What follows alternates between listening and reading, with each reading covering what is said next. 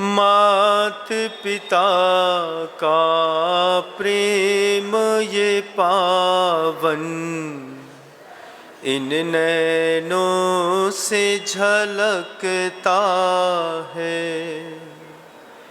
नन्हे नन्हे हाथों से आशीष दया का उठता है।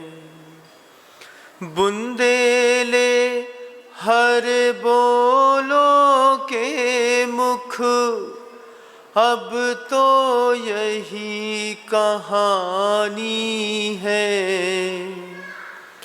कर्नाटक के संत ने कीनी, धन्य हमारी जवानी है। कर्नाटक के संत ने कीनी, धन्य हमारी जवानी है। बोले युग दृष्टा परम पूज्य आचार्य भगवंत गुरुदेव श्री विद्यासागर जी महाराज की, वर्तमान आचार्य परमेष्ठी गुरुदेव श्री समय सागर जी महाराज की, समस्त मुनि संघ की, महान दीक्षा महोत्सव की।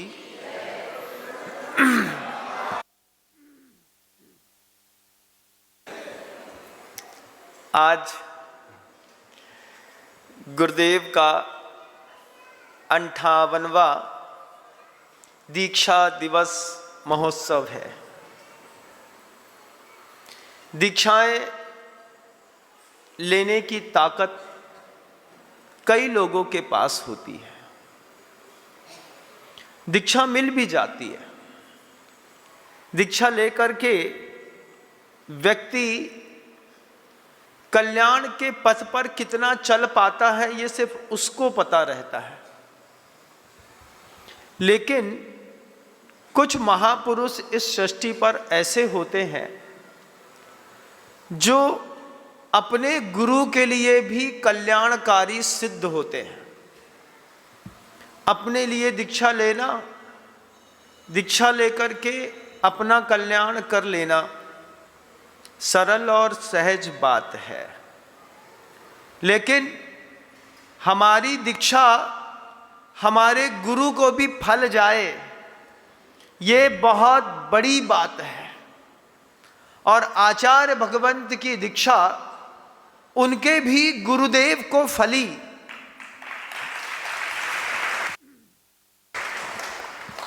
दीक्षा उनने ली, उनके गुरु भी धन्य हो गए ये देख करके कि आज मैंने अपने हाथ से विद्याधर को विद्यासागर बना दिया। हमारी आपकी दीक्षा हमारे आपके निजी स्वार्थ के कारण हो सकती है, लेकिन आचार्य भगवंत की दीक्षा बिल्कुल असामान्य दीक्षा थी। घर के अंदर की एक छोटा सा संस्मरण है गुरुदेव के जीवन का जुड़ा हुआ। दीवार पर चूल्हा की आग जल रही थी, तो बगल में लकड़ी का एक कोयला ताज़ा ताज़ा तैयार हुआ था। जो ताज़ा कोयला होता है उसमें रंग बहुत जल्दी छूटता है, कभी महसूस किया हो तो। ताज़ा कोयला तैयार हुआ था और बालक विद्याधर ने ताजे कोयले का एक टुकड़ा पानी डाल करके ठंडा करके उठा लिया, खाकी पैंट की जेब में डाल करके स्कूल चले गए। विद्यालय से लौट करके आए, माँ के खाना बनाने में देर थी, उतनी देर में कोयले का टुकड़ा उठा करके और दीवार में पिच्छी बना रहे थे। कभी देखी नहीं थी पिच्छी उनने, लेकिन पिच्छी बना रहे थे। जब पिच्छी का पूरा आकार बना दिया और माँ श्रीमती ने उनसे पूछा कि पीलू ये क्या बनाया है? तो वो कहते हैं पिच्छी। माँ ने पूछा पिच्छी तुमने कहां पर देखी? तो वो कहते हैं सपने में दिखाई देती है।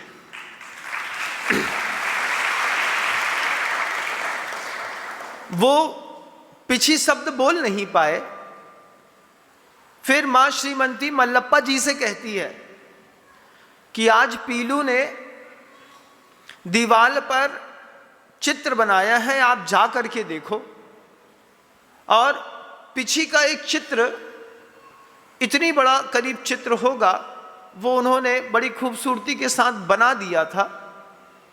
मल्लप्पा जी ने शाम को पूछा पीलू से, पीलू यन मांत्रन, जब कर्नाटक की भाषा में मल्लप्पा जी ने कहा तो आइला आइला कह करके उन्होंने बात को छोड़ दिया। उस वक्त तक माँ श्रीमती और मल्लप्पा जी को स्मरण है कि घर में किसी मुनिराज का आना नहीं हुआ, मंदिर में किसी की पिच्छी थी नहीं, मंदिर में कोई पिच्छी वाला दृश्य भी नहीं था। बाद में मल्लप्पा जी के जो सहयोगी मित्र थे, उन सहयोगी मित्र ने जो ज्योतिष को बहुत अच्छे से जानते थे, उन्होंने मल्लप्पा जी से कहा कि इसको पूर्व भाव की कुछ स्मृतियां होंगी, कभी इसने पूर्व भाव में पिच्छी उठाई होगी, पिच्छी चलाई होगी। उस उठाई और चलाई हुई पिच्छी का संस्कार है कि इसने आज पिच्छी का चित्र यहां पर बना दिया। और जब वह चित्र छोटी सी उम्र का था, बात आई गई हुई, लेकिन मां श्रीमती ने उस पिच्छी के चित्र को मिटाया नहीं। हर बार जब कभी भी कोई ड्राइंग बनाते गुरुदेव, क्योंकि चित्रकारी में भी आचार्य भगवंत महारथी थे, जब भी कोई चित्र बनाते, अगर मां श्रीमती को चित्र उनकी गरिमा के अनुरूप नहीं लगता तो शाम को उसमें थोड़ा सा गोबर उठा करके हाथ मार के लीप के बराबर कर देती। लेकिन पिच्छी के इस चित्र को मां श्रीमती ने मिटाया नहीं। वो चित्र 2 वर्ष तक उस दीवार पर वैसा ही बना रहा। बाद में मां श्रीमती विद्याधर से कहती है कि पीलू ये देखो, ये चित्र तुमने बनाया था।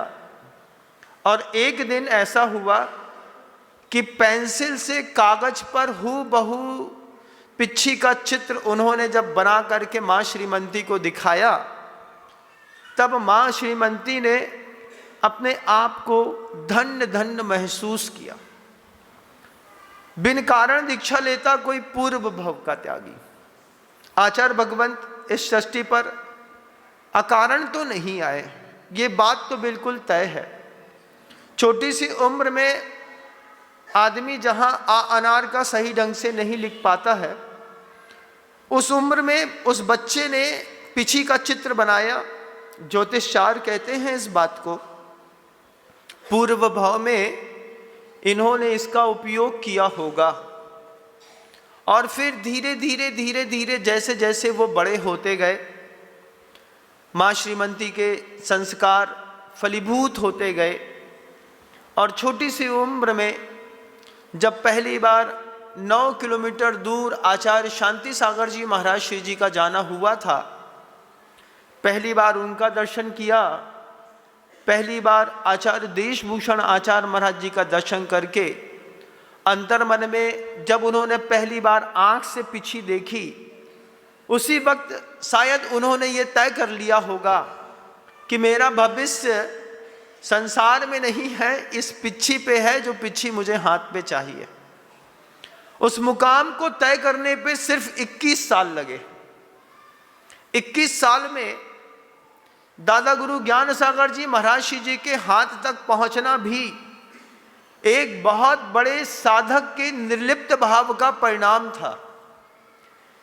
अगर आचार्य देशभूषण जी महाराज जी बिल्कुल सहजता में अपने उस ब्रह्मचारी विद्याधर का त्याग नहीं करते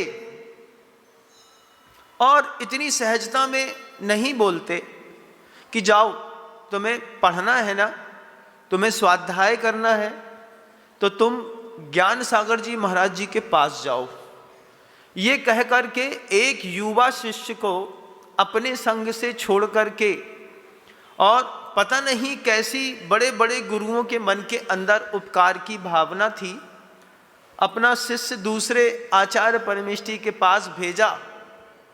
3 दिन के उपवास के साथ आए। आकर के पहली बार जब गुरुदेव ज्ञान सागर जी महाराज जी को बालक विद्याधर जी ने देखा था, ब्रह्मचारी विद्याधर जी ने, पहली दर्शन में उन्होंने इस बात का संकल्प कर लिया था कि अब जब तक ये जीवित रहेंगे तब तक मैं इनके साथ रहूंगा। और कभी लौटने की चाह के बिना उन्होंने गुरुदेव के साथ जो संवाद किया वो जग प्रसिद्ध है। सब जानते हैं दादा गुरु के साथ मिलने पर क्या संवाद हुआ, दादा गुरु ने क्या बोला, उन्होंने क्या बोला। पुनरावृत्ति दोष लगा करके शब्द खराब नहीं करूंगा, लेकिन बाद में दादा गुरु ज्ञान सागर जी महाराज जी ने कहा, शिष्य भी अपने अपने कर्मों के अनुसार मिलते हैं। गुरु जी कहते हैं हर इंसान को गुरु अपने अपने कर्मों के अनुसार मिलता है।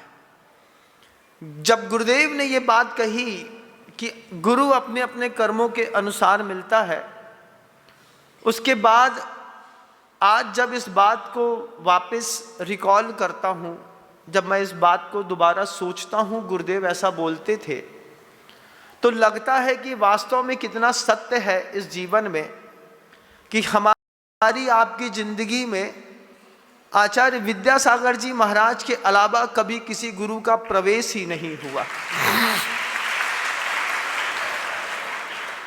कभी किसी का प्रवेश नहीं हुआ इस जीवन में। बड़े बड़े आचार्यों के ग्रंथ गुरुदेव ने दिए, लेकिन जीवित चरित्र को चलाने के लिए ऐसे महापुरुष जिनकी दीक्षा के कारण हम सब की दीक्षा पल गई, जिनके ब्रह्मचर्य के कारण हम लोगों का ब्रह्मचर्य पल गया, जिनके सत्य और अहिंसा के कारण आज इतने ज़्यादा महाव्रती आपकी नज़रों के सामने दिख रहे हैं। दीक्षा उनकी फली और उनकी दीक्षा हम सबको फली। हम सब फलीभूत हुए। हम सब ने गुरुदेव का खूब लाभ उठाया, खूब अच्छे से पूजा करी, खूब भक्ति करी, खूब दान दिया, खूब कर्तव्य का पालन किया, संयम ग्रहण किया, प्रायश्चित ग्रहण किया। गुरुदेव के साथ रह करके क्या नहीं किया। सबसे बड़ी बात, हमारे पुण्य कर्म इतने तेज थे कि हमको गुरुदेव के दर्शन, सेवन, पूजन करने का सौभाग्य मिला। वे लोग कैसे होंगे इस सृष्टि पर जो गुरुदेव का सिर्फ नाम जान पाएंगे, देख नहीं पाएंगे। अभी जो गर्भ में शिशु है वो आचार्य विद्यासागर जी महाराज जी को क्या जान पाएगा। जो स्त्री अभी इस जैन कुल में नहीं आई है वो गुरुदेव को क्या जान पाएगी। लेकिन हमने आपने तो जी लिया 58 साल। बसंत भाई जी दोषी यहाँ पर बताते हैं कि गुरुदेव की दीक्षा हुई थी, वो वहीं पर खड़े थे। कैसा पुण्य है इस बागी दौरा की धरती पर कि यहाँ पर एक इंसान ऐसा भी है कि उस महान गुरु की दीक्षा को देखने का सौभाग्य उनके आंखों में समा गया। क्या सौभाग्य है। हम तो सोचते ही रहते हैं कि हमारे गुरु ऐसे, हमारे गुरु ऐसे, लेकिन उन्होंने तो गुरुदेव की दीक्षा देख ली, गुरुदेव का वैराग तितिक्षा देख ली, गुरुदेव का संयम देख लिया, गुरुदेव की साधना देख ली। 58 साल हो गया गुरुदेव को दीक्षा लिए, और वो हर साल उनको हूबहू जबानी, मुख जबानी याद है। ऐसे दादा बसंत भाई जी दोषी का हम सभी हृदय से सम्मान करते हैं। यह भी एक ऐतिहासिक दस्तावेज है हमारे बीच में कि वह दस्तावेज जिसने आचार्य भगवंत की पहले दिन की दीक्षा देखी हो, अंतिम दिन की संलेखना और समाधि देखी हो, जिन्होंने आचार्य भगवंत का पूरा जीवन आंखों के सामने देखा हो, और इतना ही नहीं, आचार्य भगवंत के उस वैराग्यमय जीवन से प्रेरित होकर के अपने जीवन का सर्वस्व उनके चरणों पर चढ़ाने का उनका एक संकल्प भी फलीभूत हो रहा है धीरे धीरे। गर्भ में अभी बहुत कुछ है, देखिए क्या उत्पन्न होकर के आता है। लेकिन आचार्य भगवंत की यह दीक्षा, आज दीक्षा दिवस है। चूंकि समय ज़्यादा हो रहा है, शब्दों को विराम दूंगा। गुरुदेव श्री विद्यासागर जी महाराज की जय हो।